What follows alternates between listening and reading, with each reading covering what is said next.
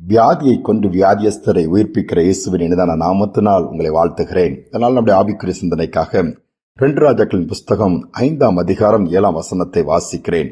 இஸ்ரவேலின் ராஜா அந்த நிருபத்தை வாசித்த போது அவன் தன் வஸ்திரங்களை கிழித்துக் கொண்டு ஒரு மனுஷனை அவன் குஷ்டரோகத்தினின்று நீக்கிவிட வேண்டும் என்று அவன் என்னிடத்தில் நிருபம் அனுப்புவதற்கு கொல்லவும் உயிர்ப்பிக்கவும் நான் தேவனா?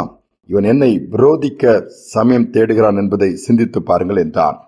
சீரிய தேசத்திலிருந்து ஒரு நிருபம் வருகிறது, ஒரு கடிதம் நாகமான் என்கிற படைத்தளபதி கொண்டு கொடுக்கிறான் இஸ்ரவேலின் ராஜாவுக்கு. என்ன எழுதப்பட்டிருக்கிறது? நாகமானுடைய குஷ்டரோகத்தினை சுகமாக்கி அவனை முற்றிலுமாய் மாற்ற வேண்டும் என்று சொல்லி. இதை பார்த்த உடனே அந்த ராஜா, இஸ்ரவேல் ராஜா சட்டையை கிழித்துக் கொள்கிறான். கொல்லவும் உயிர்ப்பிக்கிறோம், நான் தேவனா, அந்த குஷ்டரோகத்தை நான் எப்படி சுகமாக்க முடியும் என்று சொல்லி புலம்புகிறதே இந்த இடத்தில் சொல்லப்பட்டிருக்கிறது. பிறகு தீர்க்கதரிசி எலிசாவிடம் போகிறார். எலிசா தீர்க்கதரிசியின் மூலமாய் வார்த்தை வருகிறது, சுகம் உண்டாகிறது. அதை நாம் அறிந்திருக்கிறோம். இந்த நாட்களிலும் பார்க்கும் பொழுது கொல்லவும் உயிர்ப்பிக்கவும் தேவனால் முடியும் என்பதை நாம் அறிந்து கொள்ள வேண்டும். அநேக நேரத்தில் நாம் அதை அறியாமல் வாழ்கிறோம், அதனால் தான் சோர்ந்து போய்விடுகிறோம். தேவன் எப்படிப்பட்ட ஒரு சூழ்நிலையிலும் அவர் உயிர்ப்பிக்கிறவராக இருக்கிறார், அவரால் முடியும். ஒரு சமயம் ஆஸ்திரேலியா தேசத்திலே வல்லமையாய் ஊழியம் செய்த ஒரு ஊழியக்காரருடைய வாழ்க்கையை நான் படித்தேன். அலெக்சாண்டர் டவி என்கிறவர் பெரிய பெரிய கூட்டங்களிலே தேவன் வல்லமையாய் பயன்படுத்தினார். ஒரு நாள் இரவு ஒரு பெரிய கூட்டத்தில் அவர் பேசிக் கொண்டிருக்கும் பொழுது அவருடைய கூட்டத்தில் வந்திருந்த ஒரு 2 வயது சிறு பெண், முகத்திலே கன்னத்தில் கேன்சர் வியாதி. அவள் மரிக்கும் தருவாய், அந்த கட்டியை ஒன்றுமே பண்ண முடியாது என்று மருத்துவர் சொல்லிவிட்டார்கள். நாங்கள் அதை கை வைத்தால் உடனே மரித்து விடுவாள் என்று கைவிடப்பட்ட நிலைமையில் அந்த கூட்டத்தில் கொண்டு உட்கார வைத்திருக்கிறார்கள். இவர் அதை பார்த்தவுடனே இவருக்கு ஒரு மனதுருக்கம் வந்தது. அதோடு மட்டுமல்லாமல் இந்த ஒரு வசனம் அவருக்கு ஞாபகம் வருகிறது. எந்த வசனம்?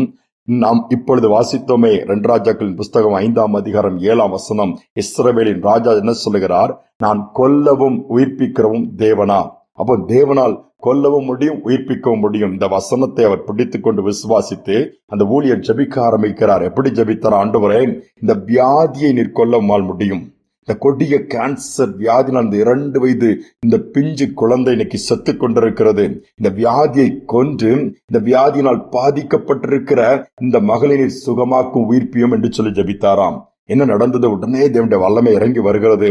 அந்த வியாதியின் கூர் முறிக்கப்பட்ட வியாதிக்கு மரணம் வருகிறது. வியாதியை கொன்று அந்த சிறு பிள்ளை வாழும்படியாய் ஜீவனை குட்டி கொடுத்தாராம், உயிர்ப்பிக்கப்பட்டாலாம். யோசித்து பாருங்கள். இன்று நாம் இந்த செய்தியிலிருந்து நாம் விசுவாசிக்க வேண்டிய நம்முடைய ஆண்டவர் வியாதியை கொல்லுகிறவர், வியாதியஸ்தரை உயிர்ப்பிக்கிறவர். ஒருவேளை வியாதியோடு இருக்கிறவர்கள் இந்த செய்தியை நீங்கள் கேட்டுக்கொண்டிருக்கலாம். மருத்துவம் சொல்லலாம், மருத்துவர்கள் சொல்லலாம், ஒருவேளை ரிப்போர்ட் சொல்லலாம், இனி அவ்வளவுதான் என்று சொல்லி அவர்களை குறை சொல்ல முடியாது. ஆனால் அதையும் தாண்டி இந்த ரிப்போர்ட், உங்கள் மருத்துவ ரிப்போர்ட், நீங்கள் மரித்து விடுவீர்கள் அல்லது வியாதியினால் அந்த பாதிப்பு என்று சொல்லலாம், அல்லது எப்பொழுது வேண்டுமானால் என்னும் நிகழலாம் என்று சொல்லலாம்.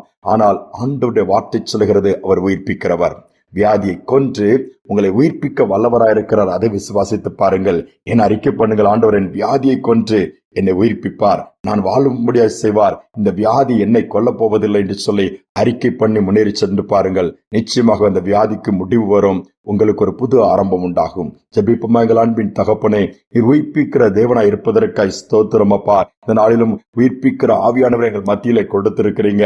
உலர்ந்த எலும்புகளை கூட நீர் உயிரடைய செய்கிற தேவன். மரித்து 4 நாள் ஆன லாசருவின் கல்லறைக்கு முன்பாக நின்று அழுகி போன சரீரத்துக்குள் ஜீவனை கொண்டு வந்து வரப்பா. பாதிப்புகளோடு, சரீர பலவீனத்தோடு, வியாதிகளோடு, பொல்லாத கேன்சரோடு நம்பிக்கை இழந்து போய் இருக்கிற நிலைமையில் இருக்கிற பிள்ளைகளை இந்த நாளில் நினைவு கூறுவீராக. நம்முடைய உயிர்ப்பிக்கிற வல்லமை எல்லா வியாதியின் கிரிகளை அழித்து ஜீவனை குட்டி கொடுக்கட்டும் அப்பா. வியாதி கூறுகள் முறிக்கப்படட்டும், அந்த கிருமிகள் கொல்லப்படட்டும். நம்முடைய பிள்ளைகள் உயிர்ப்பிக்கப்பட்டு தொடர்ந்து மகிமைப்படுத்தக்கூடிய பாக்கியத்தை நீர் கொடுப்பீராக. நாங்கள் விசுவாசிக்கிறோம் அப்பா. நீர் வியாதியை கொன்று வியாதியஸ்தரை உயிர்ப்பிக்கிறவர், சுகமாக்குகிறவர். அப்படிப்பட்ட பாக்கியத்தை நீர் கொடுப்பதற்காய் ஸ்தோத்திரம். குணமாக்கும் வல்லமை இறங்குவதற்காய் ஸ்தோத்திரம். தாழ்த்தி ஒப்புக் கொடுக்கிறேன் அப்பா. துதிகனமை ஏற்றுக்கொள்ளும் இயேசுவின் நாமத்தில் வேண்டிக் கொள்கிற நல்ல பிதாவே, ஆமேன், ஆமேன். வியாதியை கொன்று வியாதியஸ்தரை உயிர்ப்பிக்கிற தேவன் நம் மத்தியிலே இருக்கிறார். அவர் ஜீவனோடு கூட இருக்கிறார். இந்த நம்பிக்கையோடு இந்த நாளை தொடருவோம். மீண்டுமாய் நாளை தினம் சந்திப்போம்.